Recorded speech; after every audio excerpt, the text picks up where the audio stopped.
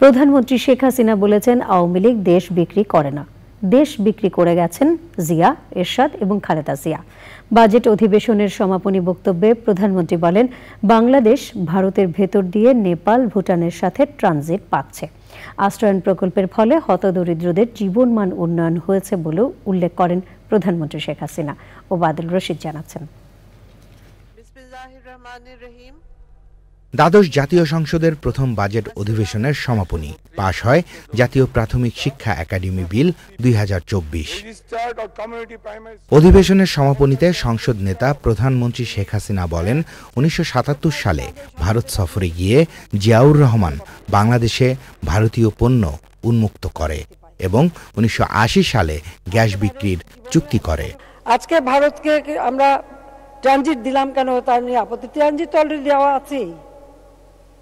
এখন ইসে ত্রিপুরা থেকে বাস চলে আসে ঢাকা, ঢাকা হয়ে কলকাতা পর্যন্ত যাচ্ছে। কি ক্ষতিটা কি হচ্ছে? বরং আমরা রাস্তার ভাড়া পাচ্ছি, সুবিধা পাচ্ছে আমাদের দেশের মানুষ। আমরা নেপাল, ভুটানের সঙ্গে ট্রানজিট পেয়েছি ভারতের। আমরা ভোট বেশি পেয়েছিলাম, কিন্তু সিট আর পেলাম না, সরকার গঠন করতে পারলাম না, কারণ আমি গ্যাস বিক্রি করতে চাইনি। তো বিক্রিটা করে কে দেশকে?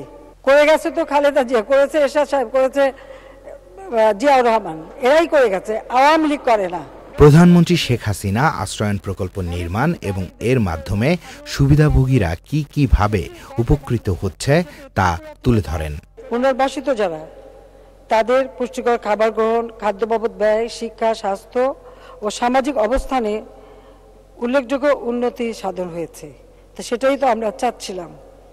তাদের আয় বৃদ্ধি পেয়েছে, যেন ২০১৭ সালের তুলনায় ২০২২ সালে আশ্রম প্রকল্পে ঘর প্রাপ্তির পর পুনর্বাসিত পরিবারের আয় প্রায় ৭০% বৃদ্ধি পেয়েছে।